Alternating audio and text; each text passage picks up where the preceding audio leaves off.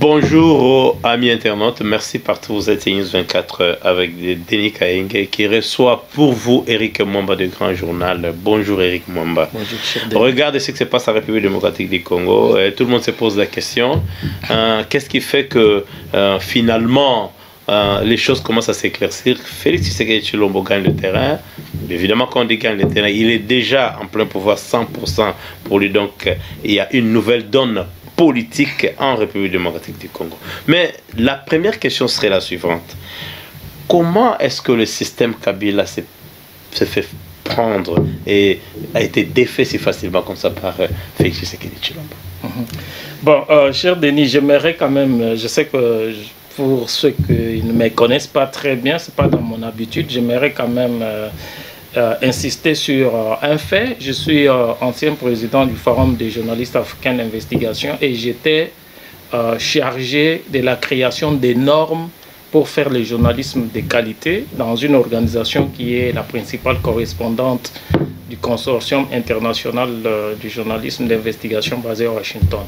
Alors, j'ai fait cette précision pour dire que notre travail consiste à vérifier les faits et surtout apporter des preuves de ce que nous disons. Nous faisons aussi des analyses prospectives, c'est-à-dire nous anticipons sur ce qui va arriver. Le 18 février 2019, Grand Journal a écrit un article intitulé « Voici pourquoi l'UDPS va durer au pouvoir », puisque l'objectif d'un parti politique, c'est de conquérir le pouvoir et surtout de l'exercer le plus longtemps possible pour la réalisation des politiques publiques dans l'intérêt de l'amélioration des conditions de vie de la population. Félix Tshisekedi est à la tête d'un parti qui s'appelle UDPS, qui a lutté pour l'instauration d'un état de droit en République démocratique du Congo et pour le progrès social pendant 37 ans. Alors, quand il a pris le pouvoir après les élections du 30 décembre 2018, avec son état-major, ils se sont posé la question de savoir comment vont-ils faire pour exercer le pouvoir et le garder pendant longtemps, puisque au point où ils ont trouvé la République démocratique du Congo, il est pratiquement impossible de penser qu'on peut faire des réformes et réaliser les promesses faites à la population en un seul mandat qui est de 5 ans. Alors, après s'être posé cette question, il devrait voir quels étaient les obstacles. Quels étaient les obstacles sur le point de départ vers le point d'arrivée. Donc le terminus qui est le contrôle du pouvoir par l'UDPS. Alors, le premier obstacle, c'est la Mouka. Puisque aujourd'hui, les gens parlent plus de FCC, mais le FCC n'était pas le premier objectif de Félix Tshisekedi. Le premier objectif, c'était d'abord la Mouka. Comment défaire la Mouka? Puisque quand Félix Tshisekedi a pris le pouvoir, il s'est posé un tollé au sujet de la légitimité de son pouvoir avec le combat pour la vérité des urnes mené par Martin Fayolo et ses alliés. Alors, Félix Tshisekedi a pratiqué une stratégie que j'appellerais la politique de la décrispation. C'est-à-dire... là, c'était pour défaire la Mouka. Comme premier obstacle. Puisqu'il y a eu, parmi les obstacles, il y a la Mouka, il y a le FCC, du côté des regroupements politiques, mais il y avait aussi des personnalités comme Vital Kamerhe et Joseph Kabila. Donc, on va voir petit à petit comment la stratégie s'est mise en place. Puisque aujourd'hui, certains détracteurs de Félix Tshisekedi parlent des Américains, des Rwandais, etc. Mais moi, je dis qu'il s'agit bel et bien d'une stratégie mise en place par Félix Tshisekedi et son état-major. Alors, comment faire pour défaire la Mouka? Félix Tshisekedi, pendant la campagne, il avait promis que sa première décision sera la fermeture des cachots clandestins. Et il a commencé par là. Donc, il a fermé des cachots, il a libéralisé l'espace politique pour donner plus de liberté à la population, aux partis politiques, notamment d'opposition, qui devraient manifester en toute liberté en exerçant leurs droits constitutionnels sans se faire réprimer comme c'était le cas à l'époque de Joseph Kabila. Et il a également libéré les prisonniers politiques. Il y en avait trop en prison que Joseph Kabila avait laissé. Et également, Félix Tshisekedi a permis aux exilés politiques de retourner en République démocratique du Congo, parmi lesquels Moïse Katumbi. La réalisation de toute cette batterie de mesures a fait que la MOUCA n'avait plus sa raison d'être, c'est-à-dire la MOUCA en tant que structure qui avait la posture de s'opposer au pouvoir de Félix Tshisekedi n'avait plus sa raison d'être. Et il faut passer maintenant au FCC.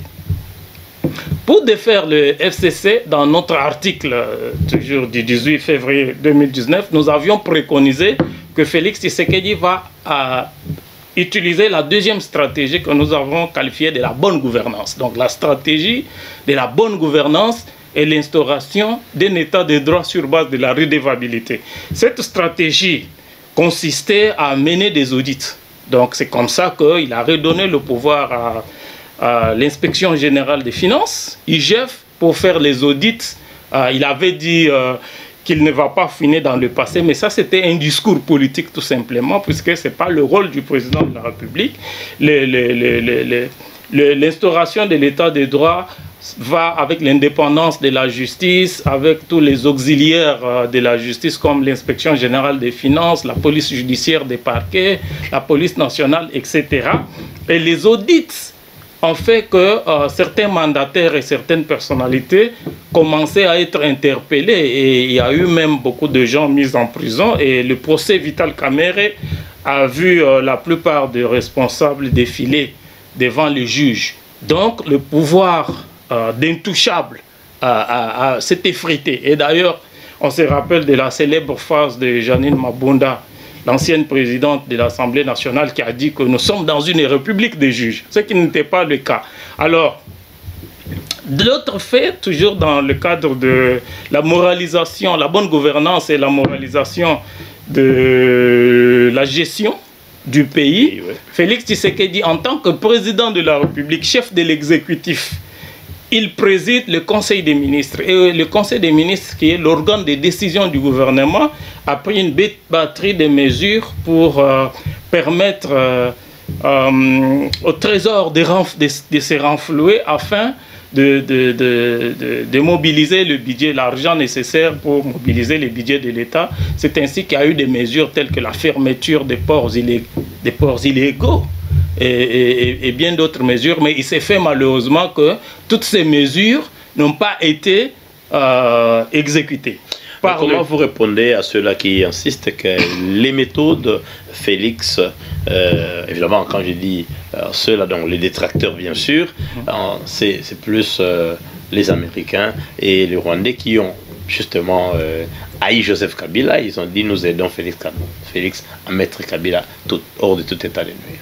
Non, c'est tout simplement du mensonge, hein, de la manipulation et des affabulations tout simplement, pour ne pas dire des hallucinations, puisque les mêmes personnes qu'on nous présente aujourd'hui comme étant des géopolitologues nous ont dit aussi que Félix Tshisekedi n'aura aucune capacité de se défaire, de s'émanciper de Joseph Kabila, puisque Joseph Kabila détient tout le pouvoir, tous les leviers du pouvoir. Il contrôle la sécurité, la justice, l'armée, les deux chambres du Parlement, la territoriale à travers le gouverneur, etc.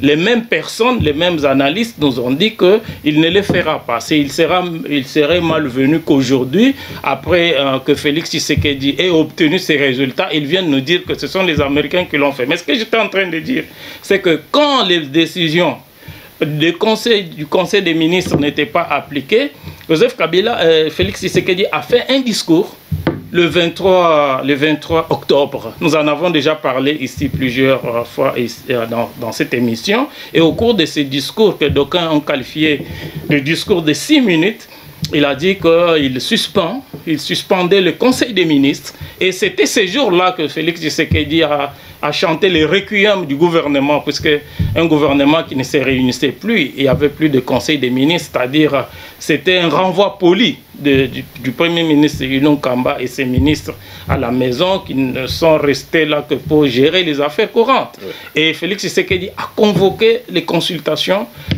populaires dont l'objectif était de qualifier la nouvelle majorité. Et quand il est revenu avec le discours du 6 décembre 2020, il a dit tout simplement qu'il va nommer un informateur qui va lui donner la majorité au Parlement et faute de quoi il va dissoudre l'Assemblée nationale. Et c'est comme ça que les députés, d'abord qui avaient déjà peur, puisque les députés FCC qui avaient déjà peur de l'épée de Damoclès qui était suspendue sur leur tête, puisque beaucoup sont impliqués dans les crimes économiques, beaucoup ont du sang sur les mains à travers les crimes de sang, les crimes qu'on appelle les crimes internationaux, les crimes imprescriptibles. C'est comme ça que les députés ont eu peur de se retrouver au chômage, puisque si la majorité n'était pas requalifiée, ils partaient au chômage. Oui. C'est ce qui fait que le bureau de Janine Mabunda est tombé, le Premier ministre est tombé avec l'ensemble de son gouvernement, et le Sénat est tombé également, et nous sommes dans la logique normale que nous avons prédit dans l'article précité, qui consiste pour Félix Tshisekedi de continuer son bonhomme de chemin jusqu'à donner un gouvernement 100% UDPS. Puisque n'oublions pas, cher Denis, que ce n'est pas terminé. Puisque là maintenant, l'objectif de l'union sacrée, c'est de faire en sorte que Félix Tshisekedi puisse avoir un gouvernement qu'il contrôle. Vous voyez la manière dont la cartographie, la nouvelle donne politique se dessine aujourd'hui. Vous avez sur les 7 membres du Sénat, seul Sami Badibanga est le rescapé. Et Sami Badibanga n'est pas n'importe qui. C'est je pourrais dire c'est un des héritiers, si j'étais méchant, je dirais biologique d'Étienne Tshisekedi. Et politique aussi. Donc, il a sa proximité sociologique et même politique avec Félix Tshisekedi n'est pas à démontrer. Lorsqu'il y a eu installation du bureau définitif du Sénat au mois de juillet 2019, Grand Journal avait écrit un article intitulé la victoire de Sami Badibanga est une consolation pour Félix Tshisekedi. Et on verra ça plus tard lors du serment des juges. Les fameux juges constitutionnels qui étaient contestés par le FCC de Joseph Kabila, on verra que Tambo Mwamba va boycotter la cérémonie d'investiture des juges et Janine Mabunda qui était la présidente de l'Assemblée nationale. Mais Sami Badibanga est la personnalité qui va recevoir le président de la République à l'hémicycle.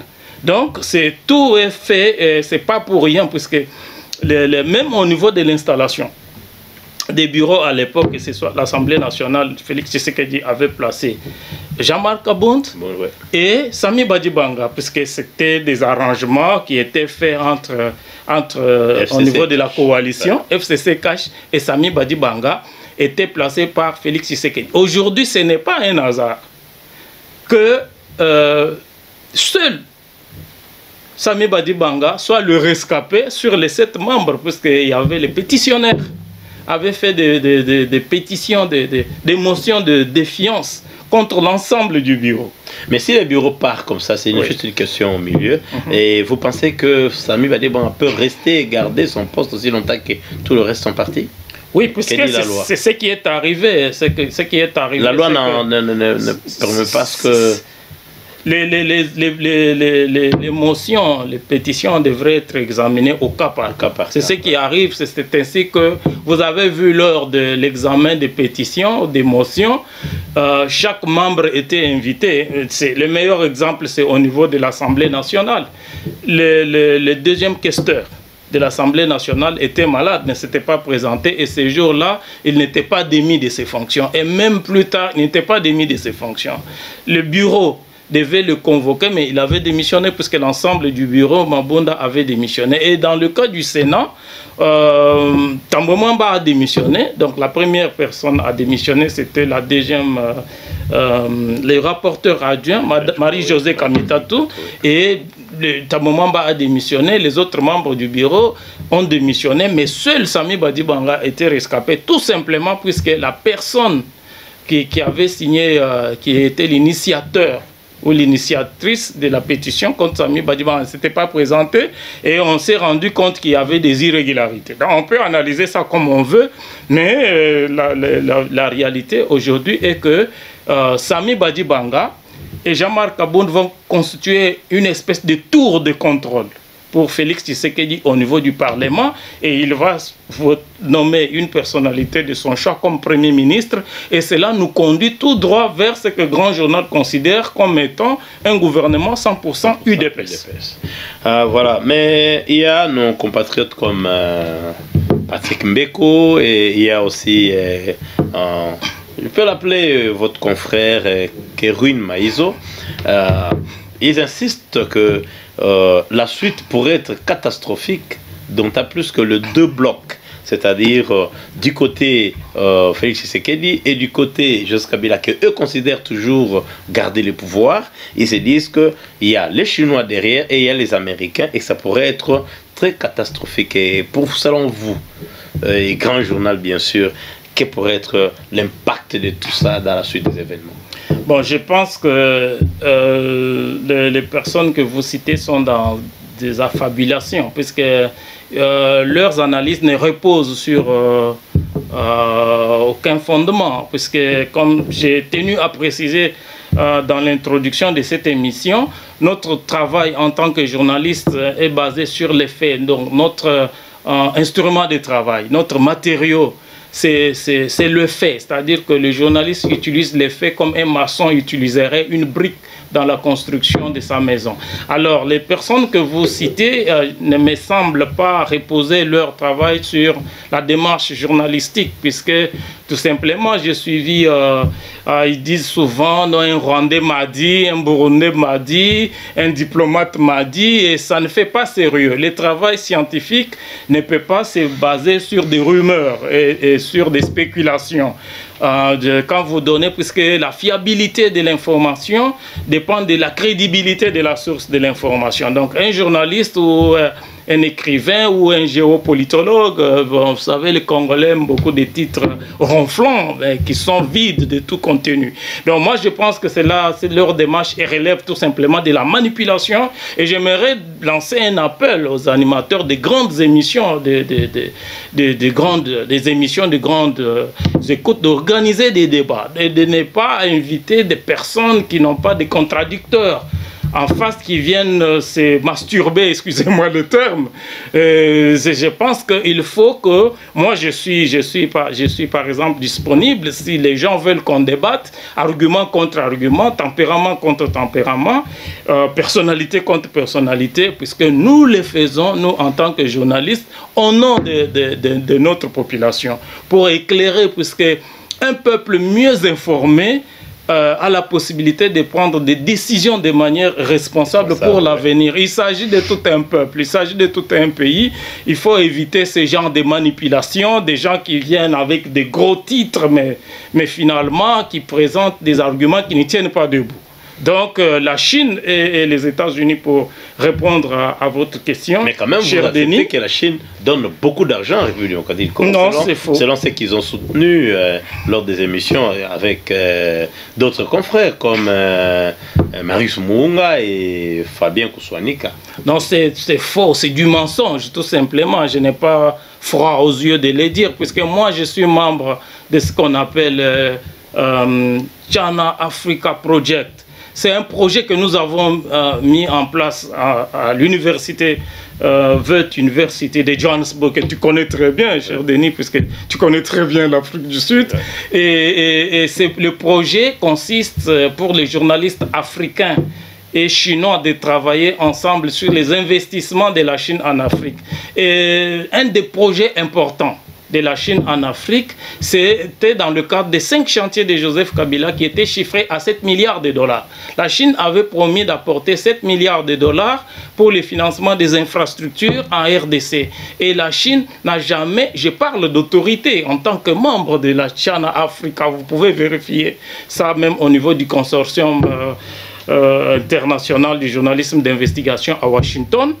Et ce sont des organisations dont je suis membre, avec lesquelles nous travaillons, et les bureaux du journalisme d'investigation de Londres Donc la Chine avait promis d'apporter 7 milliards et la Chine a apporté 0 $. Le projet a été requalifié après. Le projet des 5 chantiers de Joseph Kabila, ils ont appelé ça, au départ, ça a été qualifié du projet du siècle, le contrat du siècle, avec 7 milliards. Mais après, la Chine n'a rien apporté.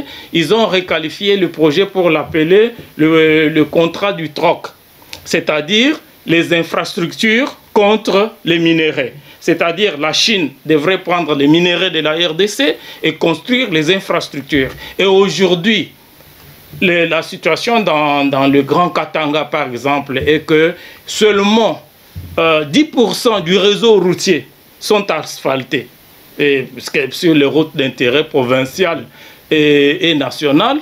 Et la Chine, parce qu'on peut aujourd'hui évaluer combien coûte une route, ou combien coûte une école ou un hôpital réalisé par les Chinois. Mais aujourd'hui, il serait très difficile d'évaluer, par exemple, tout un gisement de cuivre ou de cobalt. Vous savez, cher Denis, la Chine fournit 40% de la production mondiale du cobalt, dont 80% proviennent de la République démocratique du Congo, les mines de Lualaba, par exemple.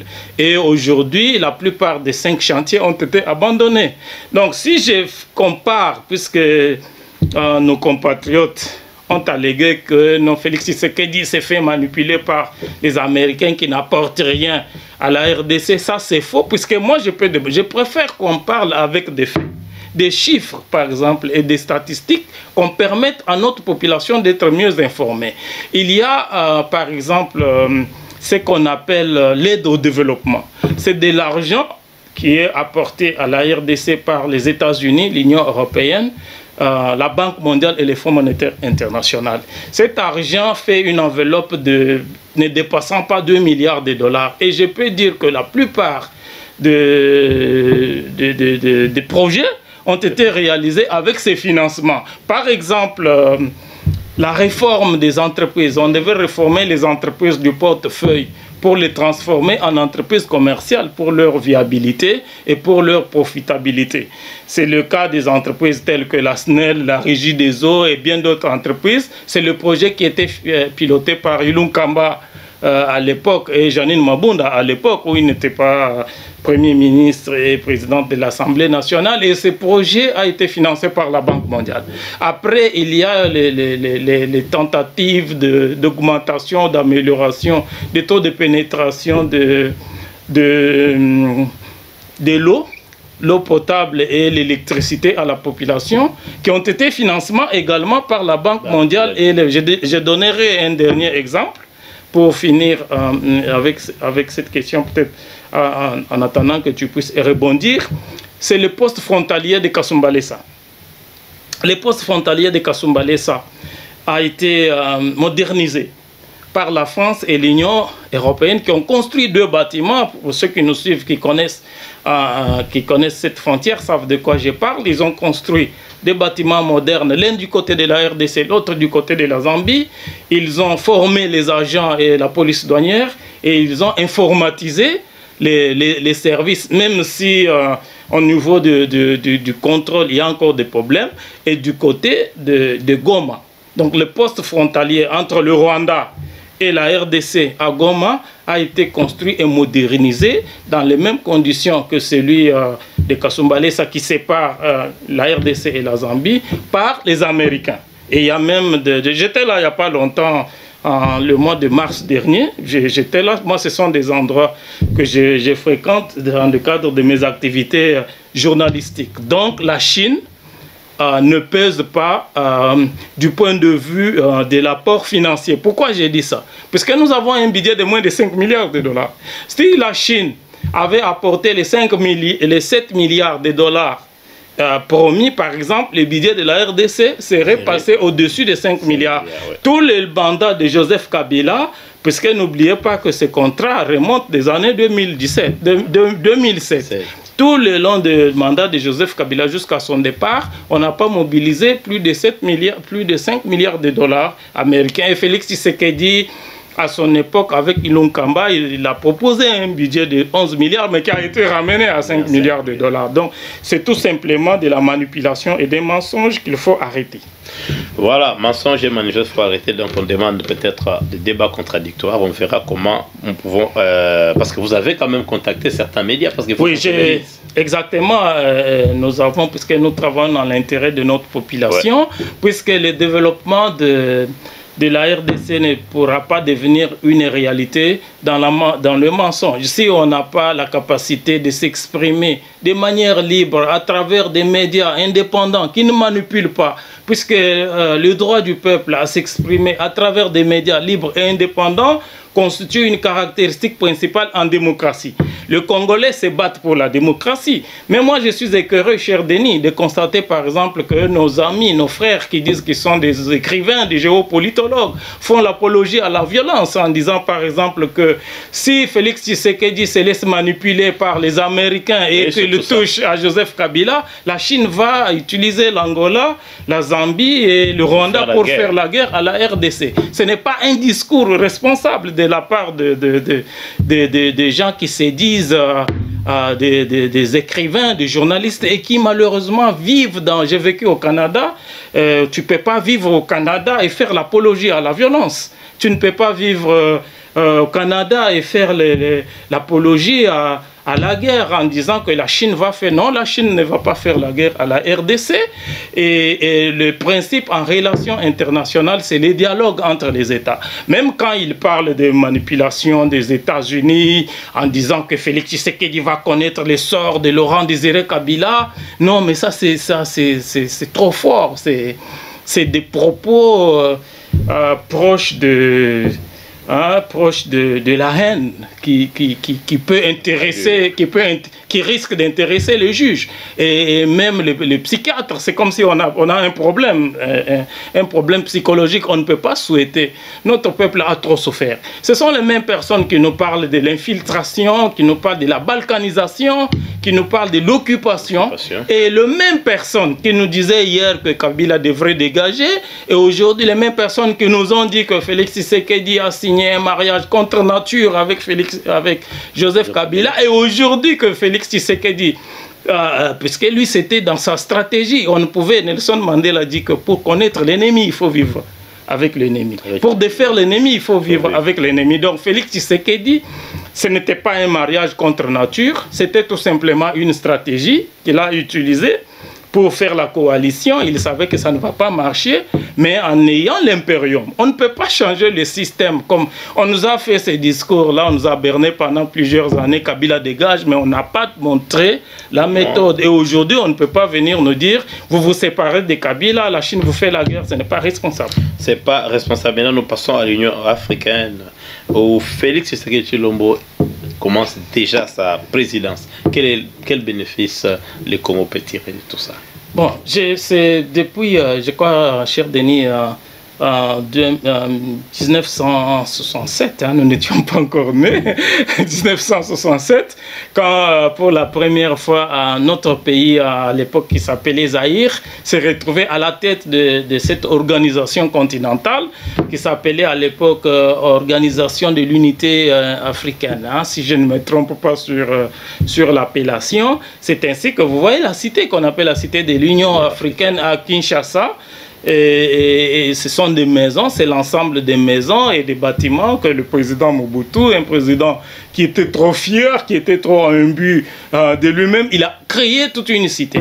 Tout simplement puisque les chefs d'État africains devaient venir à Kinshasa. Et ça fait plus de 50 ans aujourd'hui que Félix Tshisekedi devient président de l'Union africaine. Moi, je pense que c'est à l'honneur de la République démocratique du Congo, puisque je pense que les gens parce que je suis un peu triste de constater que le même géopolitologue, géostratège, nous disent que la RDC n'a rien à gagner, n'a rien à apporter à l'Union africaine, que la RDC n'est pas prête de devenir membre, puisque c'est comme si vous... Non, monsieur, mais vous écrivez des livres, puisque aujourd'hui, cher Denis, La plus grosse richesse d'un pays, c'est l'intelligence de sa population. Nous sommes dans une économie qui s'appelle l'économie intangible. C'est-à-dire que aujourd'hui, ce n'est pas seulement le bien matériel. Vous savez que même les minéraux, aujourd'hui, il y a des minéraux synthétiques. Je pense qu'il est évident que c'est la RDC, c'est la République démocratique du Congo qui gagne en tant que superstructure. C'est une présidente, la présidente de l'Union africaine est une présidente tournante. Aujourd'hui, c'est le tour de la République démocratique du Congo. Félix Tshisekedi, c'est un grand diplomate. J'entends des gens qui se disent des géopolitologues, des géostratèges, qui s'affublent de tous les titres ronflants. Non, il y a deux écoles pour apprendre la politique. Soit vous allez aux Sciences Po, soit vous étudiez la politique au sein des partis politiques. Moi, j'ai toujours donné un de mes meilleurs exemples, c'est la France avec Jean-Paul Sartre, qui était un grand philosophe, romancier, poète, etc., mais qui a eu même le prix Nobel de la littérature.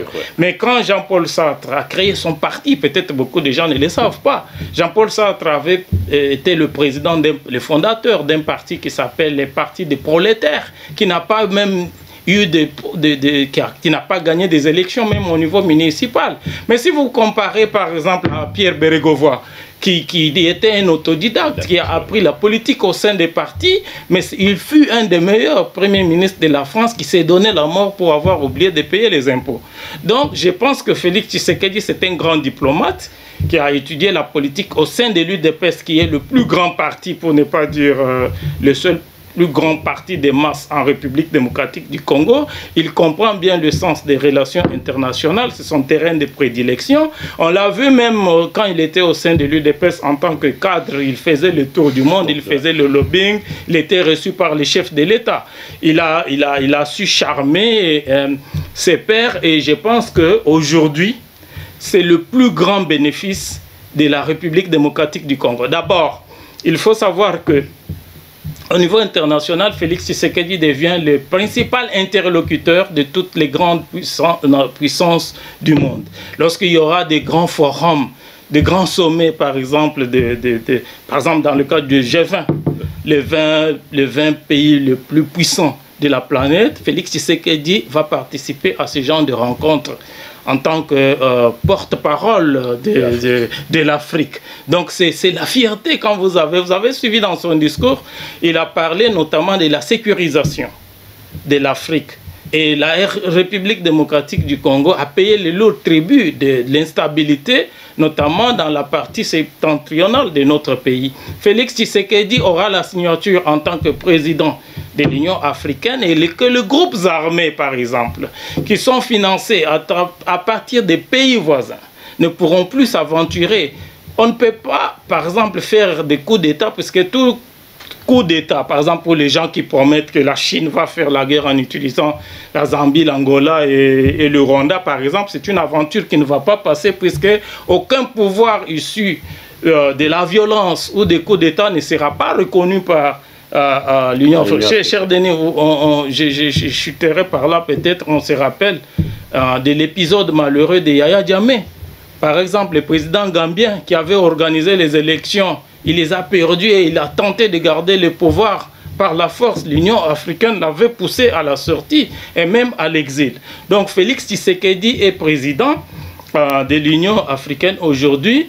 Il a aussi fait un discours intéressant en disant qu'il prône pour l'Union africaine des citoyens, puisqu'on est habitué à une Union africaine qui ressemble à un club de dictateurs, de chefs d'État qui veulent s'éterniser au pouvoir. Félix Tshisekedi, en tant que fils des élections, il est venu au pouvoir à la suite des élections, il va donner l'exemple au niveau de l'Union africaine, et il faut qu'au niveau des citoyens, nous les citoyens congolais par exemple, que nous puissions profiter de la présence de notre compatriote, notre président à la tête pour proposer des projets. C'est bien beau de critiquer, de faire des analyses géostratégiques. Vous savez, quand vous parlez des analyses géopolitologiques, la population ne sait pas de quoi vous parlez. Il faut parler des choses simples, comme par exemple dans le cadre de l'économie numérique.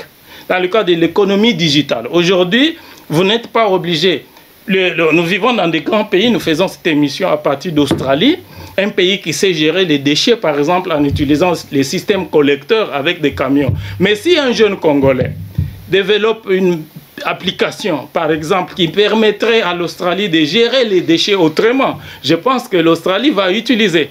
Les États-Unis, c'est 350 millions de consommateurs, l'Union européenne, 412 millions de consommateurs. L'Afrique, c'est 2 milliards, c'est 1 milliard 200 millions de consommateurs. Ce sont des marchés. Hein, chers amis géopolitologues, mieux vaut réfléchir sur des méthodes de développement qui peuvent permettre à notre jeunesse de faire les affaires et développer notre pays. Puisqu'il y a un dicton qui dit, je vais chuter par là, un pays qui se développe a toujours tendance à se démocratiser. La politique ou politicienne telle qu'elle embrigade notre population contribue à la pauvreté, à l'aggravation du sous-développement dans notre pays. Mais pour la dernière question qui m'est venue juste en tête, pourquoi avoir attendu longtemps, c'est-à-dire l'écart entre le président Mobutu et Félix Tshisekedi? Personne n'est passé président, Laurent Désiré Kabila non, et puis Joseph Kabila non plus. Et vous pensez que c'était dû à quoi?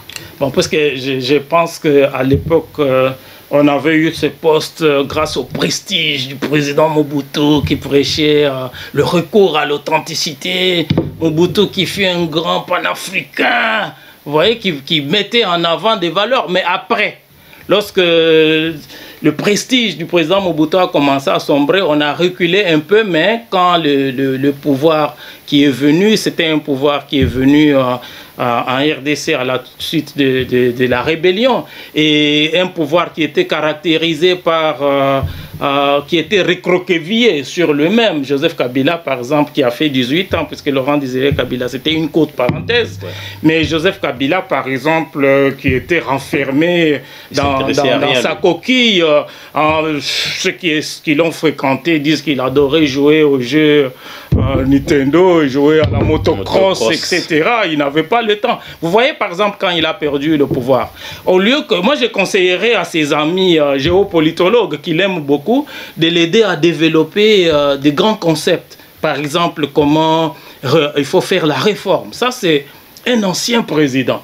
Au lieu, mes chers politologues, au lieu de continuer toujours à dire non, ne touchez pas à Joseph Kabila, on va vous faire la guerre, mieux vaut l'aider, constituer un cabinet autour de lui, travailler sur des réformes. Par exemple, comment il faut réformer l'Union africaine, comment il faut réformer les Nations Unies, comment il faut aider les jeunes Congolais, par exemple, à développer dans le cadre de l'économie intangible, l'économie digitale, comment il faut développer, nous avons 60% du bassin du Congo qui appartiennent à la RDC.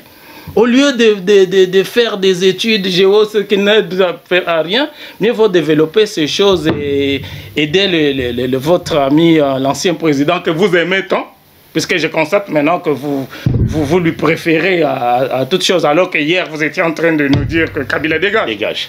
Merci, le temps que nous êtes imparti, nous l'avons vraiment grignoté. Merci Eric Mwamba, et amis internautes, merci d'avoir été avec nous. Mais de toute façon, nous rappelons aussi, le débat est ouvert. Le débat est ouvert. Eric Mwamba est prêt à débattre avec tout le monde. Il a d'ailleurs préféré écrire à Marius Munga, il a aussi écrit à, je crois, à Fabien Oufanika, et il a aussi contacté Kérun Maïzo pour les débats avec les fameux géopolitologues.